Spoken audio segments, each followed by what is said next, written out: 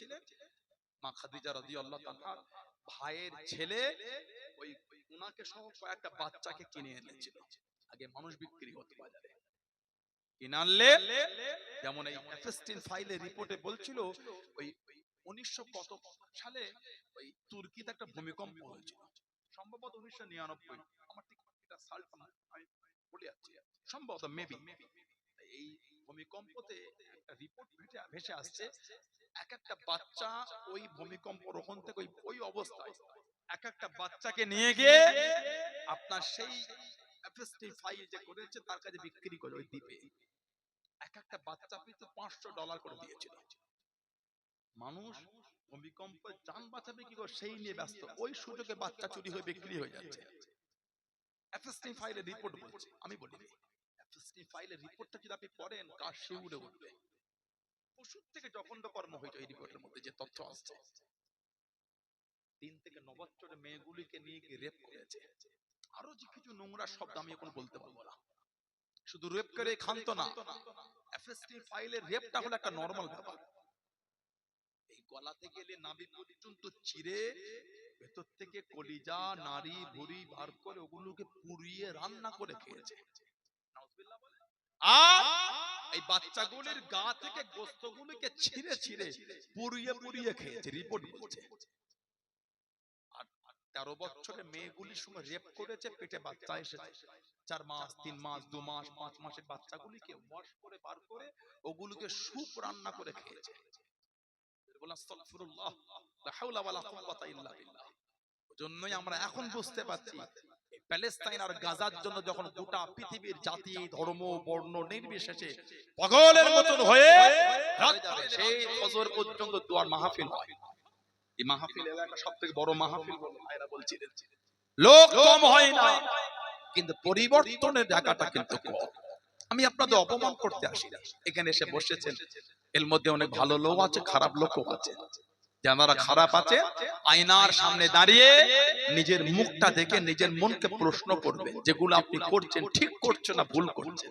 আমাদের বলতে হবে না, আপনার মন দেখবেন আপনাকে ঘৃণা করছে, আপনার মন আপনাকে ঘৃণা করছে, দেখবেন মন যেন আপনাকে একটা কি ঘৃণার মতন বার্তা দিচ্ছে যে তুই এত নোংরা।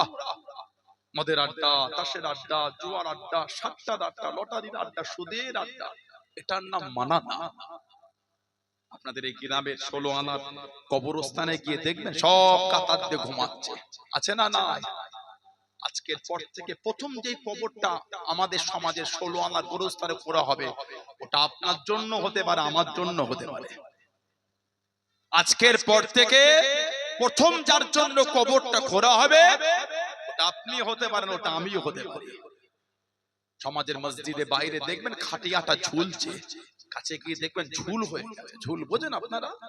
মানে অনেকদিন ব্যবহার হয় না, মানে অনেকদিন কেউ ইন্তেকাল হয় না। ওই খাটিয়াটা যার জন্য আজকের পর থেকে প্রথম নামিয়ে ওই ঝুলগুলি পরিষ্কার করে সাদা কাফন পরিয়ে ঘুমোতে দেওয়া হবে। ওই কাফন পরিয়ে খাটিয়ার উপর ওই খাটিয়াটাই প্রথম আপনিও শুতে পারেন, আমিও শুতে পারি। ও যুবক, ভয় হলো না? এসে বসেছে, মনটাকে ভালো করেন যে আমি ভালো হব। জলসায় বসলে লোক হেদায়েত হয় না, হেদায়েতের রাস্তা খুঁজে পায়।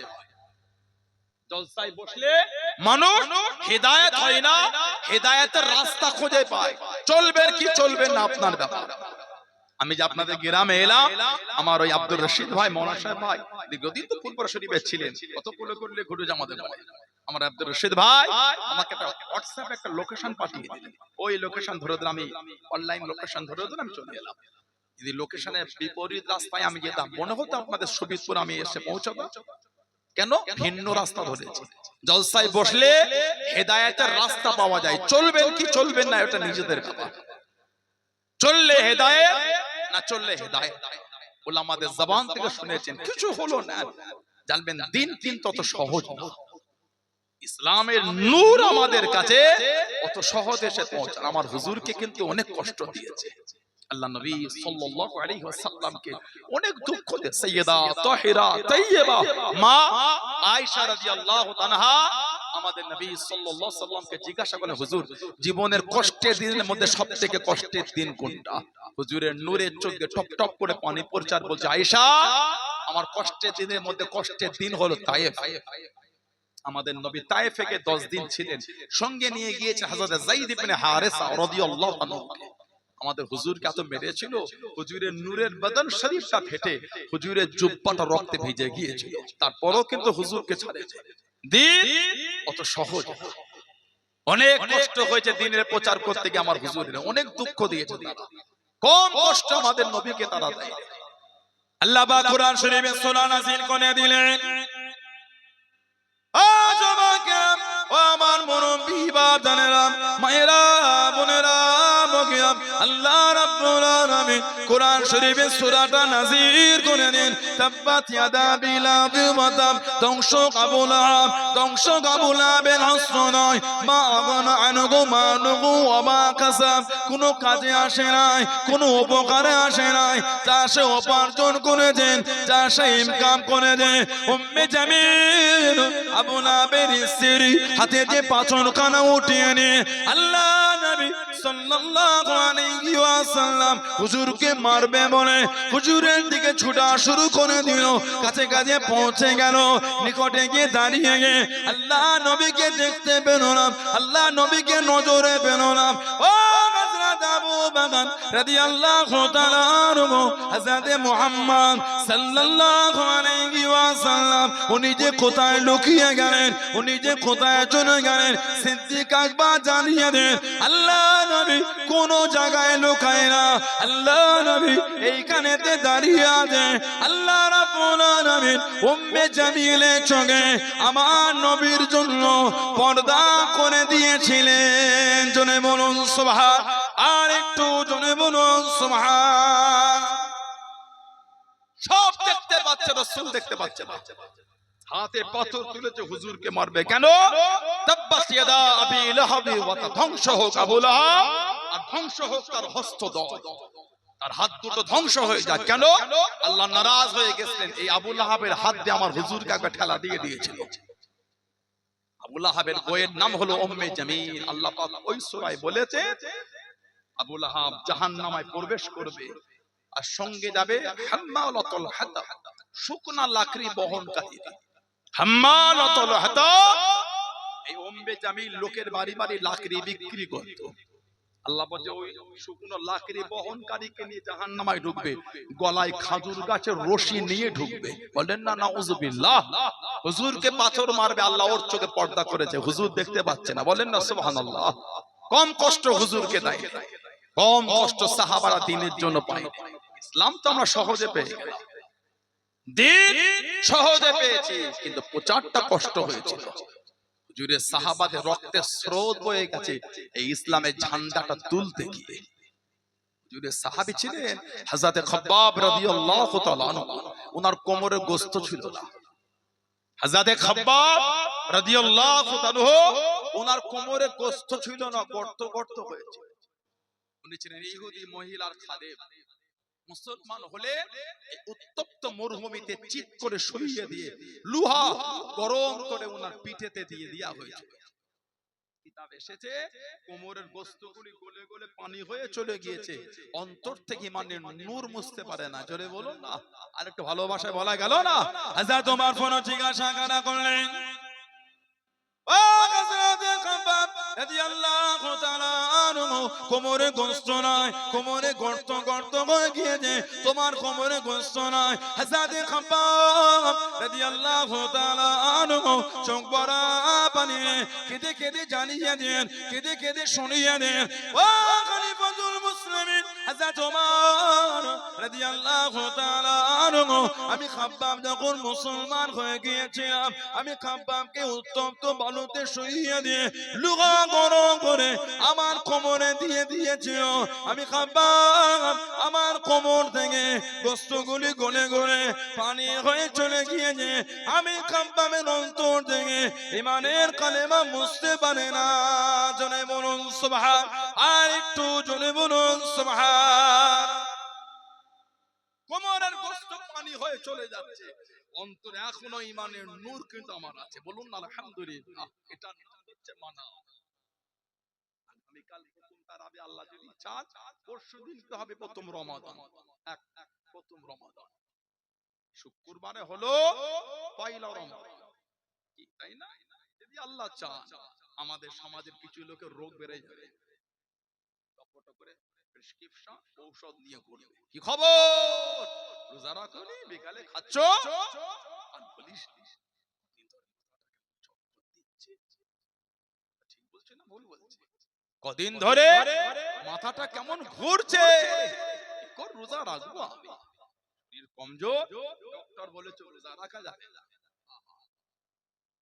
ব্যবসা করতে গিয়ে সেই ফজরের সময় ঘর থেকে বার হয়েছে, বেলা 12টায় ঘরে এসে মাঝখানে মাত্র 3 কাপ চা খেয়েছে, কোন শরীরের কমজোর নেই।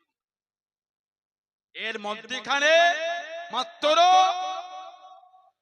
3 কাপ চা খেয়েছে আর একটা বিস্কুট খেয়েছে, কোনো মাথা ঘোরার গল্প নেই। কতজনের নসিবে ওটাও জোটে নেই, কতজনের নসিবে ওটা জোটে নেই। তারপরও কিন্তু রমাদান এলেই রোগ হয়ে গেল, বিমার হয়ে গেল, কমজোর হয়ে গেল। মুসান্নাফ ইবনে আবি শাইবা এসেছে আর মুসান্নাফ আব্দুর রাজ্জাক বলে কিতাব এসেছে, আমাদের নবী সাল্লাল্লাহু আলাইহি ওয়াসাল্লাম বলেন মান আফতারা ইয়াওমান মিন রমাদান মুতাআম্মিদান মিন গায়রি সাফারিন ওয়ালা মারাদিন লাম ইয়াকদিহি আবাদা ওয়া ইন সামা দাহরা কুল্লাহু। হুজুর বলে যে ব্যক্তি অসুস্থতা ও সফর ব্যতীত ইচ্ছাকৃতভাবে রমাদানে একটা রোজাকে ভঙ্গ করবে, সফর আর বিমার ছাড়া একটা রোজাকে ভঙ্গ করবে, সে যদি সারাটা জীবন রোজা রাখে ওই একটা রোজার হক সে আদায় করতে পারবে না। সফর আর অসুস্থতা ছাড়া একটা রোজা যদি কেউ ইচ্ছা করে ভঙ্গ করে, আল্লাহ রাসূল বলেছেন সারা জীবন রোজা রাখলে ওই একটা রোজার হক আদায় করতে পারবে না। আল্লাহ আমাদের সকলকে সুস্থ রাখেন, আল্লাহ রমাদানের হক আদায় তৌফিক দান করবেন, আল্লাহুম্মা আমিন। বলেন আল্লাহুম্মা আমিন। রোজাটা একটা নিয়ামতের ব্যাপার। কোমরের গোশত গলে গলে চলে গেল, ঈমানের নূর কিন্তু মুছতে পারছে না। জোরে বলে, জোরে সাহাবী ছিলেন, ওনার নাম ছিল হযরতে আম্মার, ওনার আব্বার নাম ছিল হযরতে ইয়াসির, আর ওনার মায়ের নাম ছিল হযরতে সুমাইয়া রাদিয়াল্লাহু তাআলা। হযরতে সুমাইয়া রাদিয়াল্লাহু তাআলা যিনি ইসলামের মধ্যে মহিলাদের মধ্যে সর্বপ্রথম নিজের জীবন উৎসর্গ করেছিলেন, হযরতে সুমাইয়া রাদিয়াল্লাহু তাআলা নাম ওনার আম্মার, বাপের নাম ইয়াসির। নবী পাক দোয়া করে, হে ইয়াসির খানদান, তোমাদের সাজা আর বদলা আল্লাহ তোমাদের জন্য আল্লাহ আখিরাতে আল্লাহ জমা রেখে দিয়েছেন। জোরে বলুন না সুবহানাল্লাহ। হযরত আম্মারকে মরুভূমিতে শুইয়ে দিয়ে লোহা গরম করে ওনার গায়ের উপর দিয়ে রেখে দিতেন, এত কষ্ট হতো বেহুশ হয়ে যেতেন, এত কষ্ট ওনাকে দিয়েছেন। কে? হযরত আম্মার, জানাকার হযরত বিলাল ইবনে রাবাহ রাদিয়াল্লাহু আনহু, এই দুজনকে একসঙ্গে বেঁধে মেরেছিল মক্কার কুরাইশরা। বিলাল ইবনে রাবাহ, মায়ের নাম ছিল হামামা, বাপের নামটা ছিল রাবাহ। বর্ণনা এসেছে মা ছিলেন ইথিওপিয়া হাফসা আবিসিনিয়ার মহিলা। আর একটা বর্ণনা ওনার মা হলে আব্রাহা বাদশার ভাইয়ের মেয়ে। এই আব্রাহা যে 570 খ্রিস্টাব্দে কাবা শরীফটা ভাঙবে বলে বার হয়েছিল, 570 খ্রিস্টাব্দে। কোরআন শরীফে একটা সূরা আছে সূরা ফিল, হাতির সূরা। ফিল মানে হলো হাতি, এলিফ্যান্ট। আলাম তারা কাইফা ফাআল রাব্বুকা বিআসহাবিল ফিল। এই ফিল শব্দের অর্থ হলো হাতি।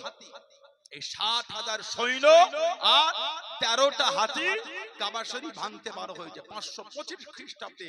ইয়েমেনের রাজধানীর নাম হলো সানআ।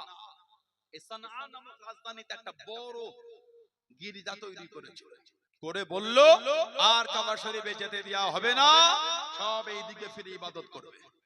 এতে তৎকালীন আরবের লোকেরা ক্ষিপ্ত হয়ে গেছে। এক বর্ণনায় আগুন ধরিয়ে দিয়েছিল, আর একটা বর্ণনায় মলমূত্র ত্যাগ করতে ফেলেছিল। এটা আব্রাহা বাদশা ক্ষিপ্ত হয়ে 570 খ্রিস্টাব্দে 60,000 সৈন্য আর 13টা হাতি নিয়ে বার হয়েছে কাবা শরীফ ভাঙবে। আল্লাহ পাক পাঠিয়েছিলেন তয়ুরুন আবাবিল। তয়ুরুন মানে পাখি, আবাবিল মানে হলো ঝাঁকে ঝাঁকে দল দল। তয়ুরুন আবাবিল, তয়ুরুন মানে পাখি, আর আবাবিল শব্দের অর্থ হলো দল দল। ওই পাখিটির নাম জানা যায় না, তবে বেশিরভাগ কিতাবে এই পাখিটিকে আবাবিল হিসাবে আখ্যায়িত করা হয়েছে, কিন্তু আবাবিল শব্দের অর্থ হলো ঝাঁকে ঝাঁকে। এক একটা পাখি 3টে করে পাথর ভরেছিল, একটা ছিল মুখে, দুটি ছিল দুটি ডানার নিচে, আর একটা বড় একটা ছিল মুখে আর দুটি ছিল দুটি পায়ে। পাথরের সাইজটা ছিল ঠিক বুটের মতন, ঘুগনি রান্না হয় মটন ওই সাইজ। এক বর্ণনায় পাথর, এক বর্ণনায় পুরা মাটি। ওই উড়ে উড়ে এসে উপর থেকে ছেড়েছে। যার শরীরে যেইখানটায় পড়েছে গোস্ত হাড় মুচিরে ভেঙে নিচই নামিয়ে গেছে। জোরে বলে, আর জোরে বলা গেল না। মক্কা শরীফে বাইরে কাফেলা চলে গেল। আল্লাহ নবী সাল্লাল্লাহু আলাইহি ওয়াসাল্লাম হুজুরের দাদু হযরত আব্দুল মুত্তালিবের কাছে সংবাদ খানা পৌঁছে গেল। উনি বলেন কাবা শরীফের প্রধান মুতাওয়াল্লি আপনার বাসার কাছে চলে গেলেন, সামনে গিয়ে দাঁড়িয়ে গেলেন। ও হযরত আব্দুল মুত্তালিব, কাবাটা ভাঙতে এসেছি, কাবাটা ভেঙে চলে যাব, কারণ কোনো ক্ষতি করব না, কাউকে কোনো কষ্ট দেব না। হযরত আব্দুল মুত্তালিব জানিয়ে দেন, ও আপনার সৈন্যরা আরবের লোকেদের উট দুম্বা বাড়া চুরি করে নিয়ে যায়, আমি আব্দুল মুত্তালিবের 200 খানা উট চুরি করে নিয়ে যায়, আমার মাল আমাকে ফিরিয়ে দেন, আমার মাল আমাকে দিয়ে দেন। 200টা উট ফিরিয়ে দিল। আমরা বাদশা জানিয়ে দিল, ও হযরত আব্দুল মুত্তালিব, আপনি হলেন কাবা শরীফের প্রধান মুতাওয়াল্লি, কাবাটা ভেঙে দেবো ওটার কোনো চিন্তা করো না। 200 উটের চিন্তা করে গেল। হযরত আব্দুল মুত্তালিব জানিয়ে দে, ও আপনার বাদশা, আল্লাহ পাক আমাকে 200 উটের মালিক করে দে। কাবার মালিক আমি না, কাবার মালিক আমি না, যিনি কাবার মালিক তিনি কাবাকে হেফাজত খানা করবেন। জনে বলুন সুবহান, আর একটু জনে বলুন সুবহান। কাবার মালিক আমি না, উটের মালিক আল্লাহ আমাকে বলেছে, আমার মাল দিয়ে দাও, এই কাবা থাকবে না, ভাঙবে, যিনি কাবার মালিক তিনি হেফাজত করে। বলুন না সুবহানাল্লাহ। ওই ছোট্ট ছোট্ট পাথর দিয়ে আল্লাহ পাঠিয়েছেন, বড় কিছু না। মাকারু খায়রুল মাকিরিন, তুই কৌশল করো, উত্তম কৌশলকারী কিন্তু আমার আল্লাহ। জোরে বলে, আর একটু জোরে বলা গেল না। বর্তমান গোটা পৃথিবী জুড়ে কি যেন একটা শুরু হয়ে গেছে, কি ঠিক না ভুল বলছি? যারা এতদিন আমার হুজুরের চরিত্র নিয়ে কথা বলতো, এখন তাদের অ্যাপস্টিন ফাইল বাজারে ঘুরছে। যারা এতদিন আমাদের নবী সাল্লাল্লাহু আলাইহি ওয়াসাল্লাম তার চরিত্রকে নোংরা নোংরা ভাষা ব্যবহার করেছিল, আজকে তাদের অ্যাপস্টিন ফাইলে তাদের নাম ঘুরছে। এখন নাম ঘরে নে, ভিডিও ঘুরছে, ছবিও ঘুরছে। ঠিক বলছি না ভুল বলছি? সময় হুজুরকে আক্রমণ, লা হাওলা ওয়ালা কুওয়াতা ইল্লা বিল্লাহ। আমার হুজুরের আদর্শ যদি এত নোংরা হতো, আপনি গুগলে গিয়ে লেখেন best man in the world. গুগলটা হলো সোশ্যাল সাইট, একটা টপ র‍্যাঙ্কের সাইট, একটা গুগল। এডুকেটেড ভাইরা, শিক্ষিত সমাজ, জাতি ধর্ম নির্বিশেষে সবাই বসে আছে, সবাই অশুনছে। ইসলাম আমাকে শিখায়নি অন্যের ধর্মকে গালি দিতে, না। ইসলাম আমার জবানে লাগাম লাগিয়ে দিয়েছে। হুজুর আমার জবানে লাগাম লাগিয়েছে। না না না, কোন মুসলমান যদি নোংরা ব্যবহার করে ওটা তার দোষ, ইসলামের আদর্শ ওটা। আমার ধর্ম আমাকে শেখায়নি, আমার ইসলাম আমাকে বলেছে অন্যের দেবদেবী অন্যের ধর্মকে তুমি গালি দিও না, ভুলবশত সেও তোমার আল্লাহকে গালি দিয়ে দেবে। ইসলামের আদর্শ যদি নোংরা হতো, আস্তাগফিরুল্লাহ, তাহলে আবু দাউদ শরীফের হাদিস ওটা হতো না। আল্লাহ নবী সাল্লাল্লাহু আলাইহি সাল্লাম বলেছে, যদি কোন মুসলমান অন্যায়ভাবে কোন অমুসলিমের মালকে ছিনিয়ে নেয়, আত্মসাৎ করে নেয়, অন্যায়ভাবে কোন অমুসলিমকে কষ্ট দেয়, আমার নবী বলেন কিয়ামতে আমি নবী ওই মুসলমানের বিরুদ্ধে, ওই অমুসলিমের পক্ষ নিয়ে আল্লাহর আদালতে মুসলমানের বিরুদ্ধে আমি রাসূলুল্লাহ বিচার দেব। এটা হলো আমার হুজুরের আদর্শ। বুখারী শরীফে এসেছে, আমার নবী বলে মান কাতালা মুআহাদান লাম ইয়ারাহ রাহিহাতাল জান্নাতি ওয়া ইন্না রিয়াহা তুজাদু মিন মাসিরাতি 40 আমান। বুখারী শরীফের riwayat, রাসূল বলেন যদি কোন মুসলমান চুক্তিবদ্ধভাবে কোন জিম্মিকে, কোন অমুসলিমকে অন্যায়ভাবে হত্যা করে, যদি কোন মুসলমান কোন অমুসলিমকে অন্যায়ভাবে হত্যা করে, হুজুর বলেছেন কিয়ামতে এই মুসলমানটা জান্নাতে যাওয়া দূরের কথা, জান্নাতের খুশবুও পাবে না। তারপরেই হুজুর বলছেন 40 বছরের রাস্তা, এত দূর থেকে জান্নাতের খুশবু পাওয়া যাবে। যে মুসলমান কোন জিম্মিকে অন্যায়ভাবে অত্যাচার করে কোন অমুসলিমকে হত্যা করবে, ওই মুসলমানটা জান্নাতে যাওয়া দূরের কথা, জান্নাতের খুশবু পাবে না। এটা হলো আমার ইসলামের আদর্শ, এটা হলো আমার হুজুরের শিক্ষা। এটা কেন ইসলামকে নোংরা ভাষা আক্রমণ করে? আমার ইচ্ছা হয় না তো অন্য ধর্মকে গালি দিই আমি। আপনার ইচ্ছা হচ্ছে ভালো হন, জাতি ধর্ম বর্ণ নির্বিশেষে সবাই আমরা কাঁধে কাঁধ মিলে বাঁচবো, বড় হব, চলবো, সমাজে ভ্রাতৃত্ব মেলবন্ধন নিয়ে। এটাই তো একটা মানুষের পরিকৃত চরিত্র হওয়া উচিত। ঠিক বলছি না ভুল বলছি? এটাই তো পরিকৃত চরিত্র হওয়া উচিত আমাদের। আমাদের মাথায় নোংরা চলে আসছে। সকালে বার হয়ে বিকেলে ব্যবসা করে এলে ওই ইনকাম করলে কিছু মুখে অন্ন ওঠে, নোংরা এতে বলে আমাদের লাইফ আমরা ধ্বংস করব কেন? যারা কাজ করছে ওগুলো ধ্বংস, নোংরামি, তাদের নোংরা চরিত্র লোক, তারা কাজ ছেড়ে দেন, ওরা নোংরা। নোংরা লোকের কথা শুনে আমরা নোংরা হব কেন? আমাদের সমাজ সম্প্রীতির সমাজ, আমরা মেলবন্ধনের সমাজ গড়ে রেখেছি। আল্লাহ যেন এই বাংলাকে কবুল করে, ভারতকে কবুল করে। আল্লাহ সমস্ত সম্প্রদায়ের লোককে আল্লাহ কাঁধে কাঁধ মিলে শান্তিতে বসবাসের তৌফিক দান করে। আল্লাহুম্মা আমিন। জোরে বলেন আল্লাহুম্মা আমিন। আমার ভাইয়েরা বাপজান, হুজুরের আদর্শ যদি নোংরা হতো, এই গুগলে আপনি লিখবেন best man in the world, এক নম্বরে জানার নামটা উঠে আসবে, তিনি হলেন মুহাম্মদ মুস্তাফা সাল্লাল্লাহু আলাইহি ওয়াসাল্লাম। জোরে বলুন না, আর একটু জোরে বলা গেল না? হুজুরের নামে যে নোংরা নোংরা শব্দগুলি সোশ্যাল সাইটে ব্যবহার করা হচ্ছে, হুজুর যদি নাউজুবিল্লাহ ওইগুলির কাজের কাজী হতেন, তার পৃথিবীর মানচিত্রে সর্বযুগে সর্বশ্রেষ্ঠ মানুষ হিসাবে কোনোদিন মেনে নিত না হুজুর এক নম্বরে। গোটা পৃথিবী মানতে বাধ্য হয়েছে best man in the world, সর্বযুগের সর্বশ্রেষ্ঠ গোটা পৃথিবীর এক নম্বর মানুষ, উনি হলেন মুহাম্মদুর রাসূলুল্লাহ সাল্লাল্লাহু আলাইহি ওয়াসাল্লাম। জোরে বলুন না সুবহানাল্লাহ। আমার ভাইয়েরা বাপজানেরা, ছেলেরা, যুবকেরা, মুরব্বিরা, হযরতে বিলাল ইবনে রাবাহ রাদিয়াল্লাহু তাআলা আর হযরতে আম্মার ইবনে ইয়াসির রাদিয়াল্লাহু তাআলা এই দুজনকে একসাথে বেঁধে মেরেছিল। এই হযরতে বিলাল জানাকে আল্লাহ পাক আমার নবী পাকের মুয়াজ্জিন বানিয়ে দিয়েছে। জোরে বলে, হযরতে বিলাল হলেন হুজুরের মুয়াজ্জিন। আযানা ইউয়াজ্জিন, মুয়াজ্জিন হযরতে বিলাল আযান দিতেন, লোককে নামাজের জন্য ডাকতেন হযরতে বিলাল। হুজুরের মুয়াজ্জিন কটা বলেন তো? টচ করি, আমাদের নবীর মুয়াজ্জিন কটা বলে? হুজুরের মুয়াজ্জিন একটা না, হুজুরের মুয়াজ্জিন হলেন দুটো, আরেকজন ছিলেন, কি নাম বলেন? হুজুরের আরেকটা মুয়াজ্জিনের নাম ছিল হযরত আব্দুল্লাহ ইবনে উম্মে মাকতুম রাদিয়াল্লাহু তাআলা। জোরে বলুন, আর জোরে বলা গেল না? মুসলিম শরীফের রিওয়ায়াত এসেছে, হুজুর বলেছেন আমার বিলাল যখন আযান দেবে তোমরা সাহারি শুরু করে দাও। উনি রমাদান শরীফে তাহাজ্জুদের আযান দিতেন। আর আমার আব্দুল্লাহ ইবনে উম্মে মাকতুম যখন আযান দেবে তোমরা সাহারি বন্ধ করে দাও, মানে উনি ফজরের আযান দিতেন।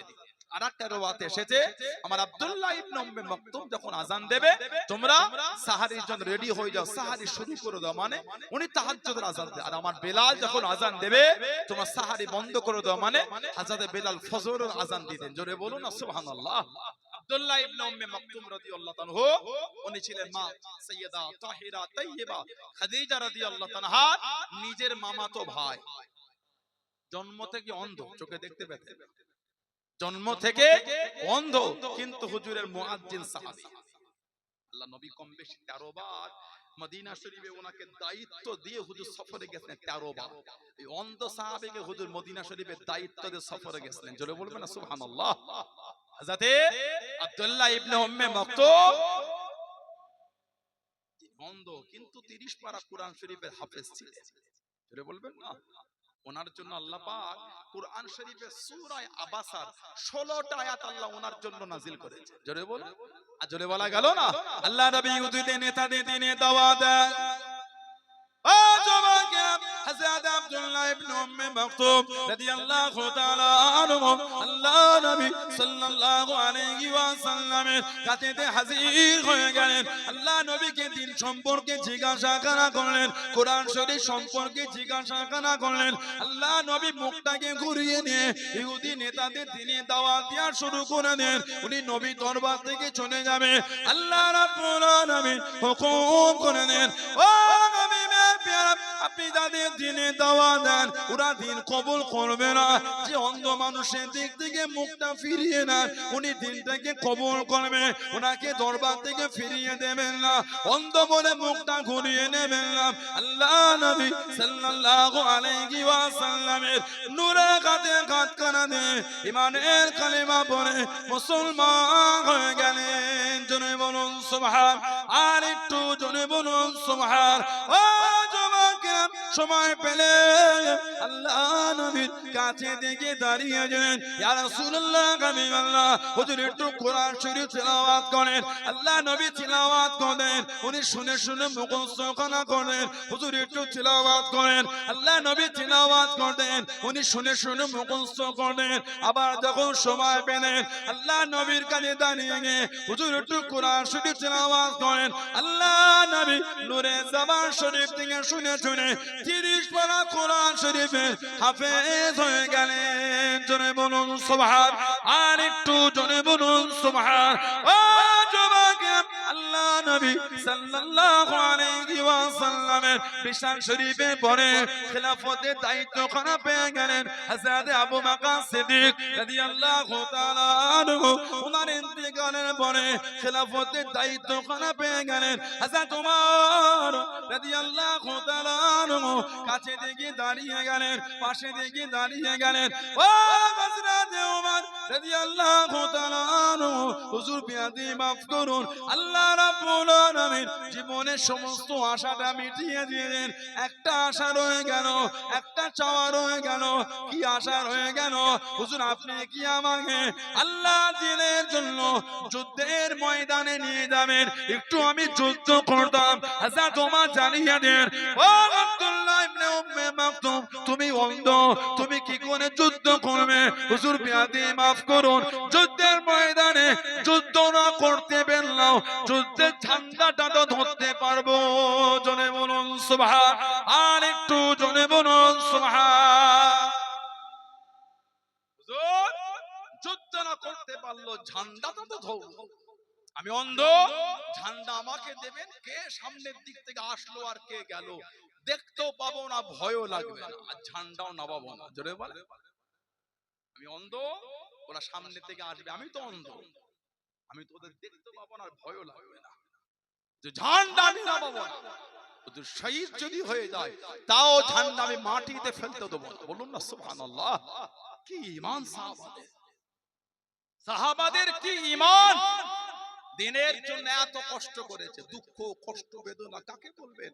এখনো মসজিদের বাক্সগুলি থেকে মাঝে মাঝে ছিঁড়া ছিঁড়া 10 টাকার 20 টাকার নোট বলে না, এটা কমিটি থাকলে জিজ্ঞাসা করে। আমি নবীর মেম্বারে মিথ্যা বলি না, আমি আপনাকে অপমান করতে আসি না, আমি আপনার এই চিন্তাটাকে বিরোধী করতে এসেছি। কেন তো নোংরা চিন্তা চলে এলো আমাদের মাথায়, যে নোটটা বাজারের কেউ নেয় না, চাওয়ালা থেকে শুরু করে সবজিওয়ালা, মিষ্টিওয়ালা, টোটোওয়ালা, রিক্সাওয়ালা, অটোওয়ালা, বাসওয়ালা, কেউ ট্রেনের টিকিটের জন্য নেবে না। ব্যাংকে গেলে পাল্টে দেবে, মুসাফিরকে দিয়ে ছেঁড়া নোটটা দেখবে, মুসাফিরও নেবে না। পাল্টে দাও না, গরিব মানুষটাকে ছেঁড়া দিলে আর নেই রে ভাই, তুমি এক কাজ করে দেখো না, 7 টাকা খুচরো আছে, তুমি তাই দাও। 10 টাকার দাম বেশি না 7 টাকার দাম বেশি? হ্যাঁ গো, 7 টাকায় দাও, ছিনাটা নেবো না।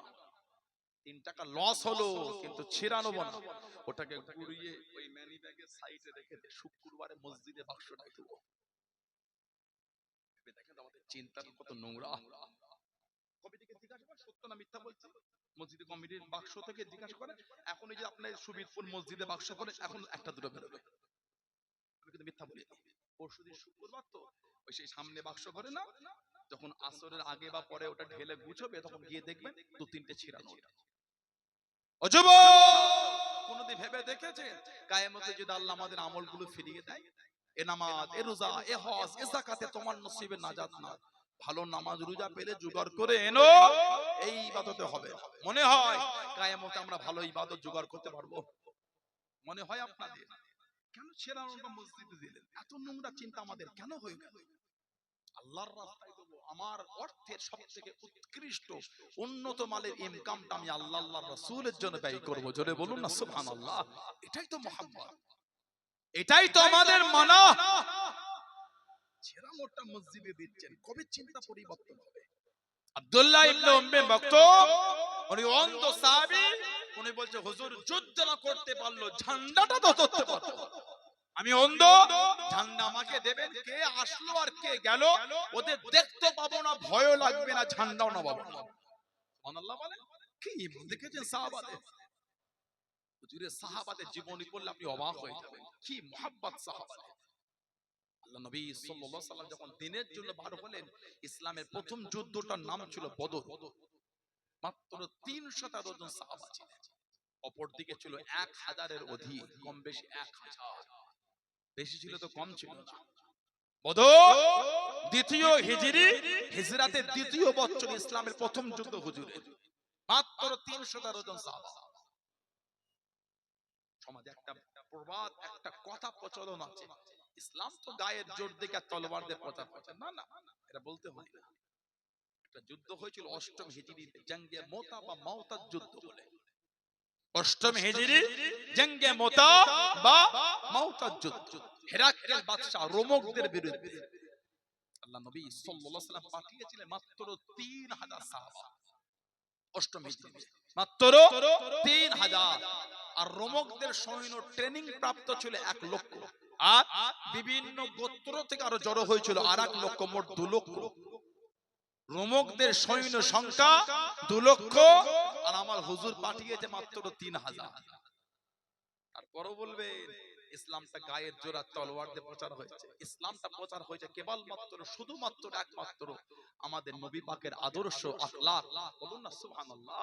যে আখলাকের কথা আল্লাহ পাক সার্টিফিকেট দিয়ে বলেছেন, ওয়া ইন্নাকা লাআলা খুলুকুল আযীম, জোরে বলুন না সুবহানাল্লাহ। যে আখলাকের কথা আল্লাহ পাক রব্বুল ইজ্জাত আলামিন বলে, লাকাদ কানা লাকুম ফি রাসূলিল্লাহি উসওয়াতুন হাসানাহ, জোরে বলুন না সুবহানাল্লাহ। 3000 সাহাবা 2 লক্ষর উল্টো দিকে যেতে রাজি হয়ে গেলেন।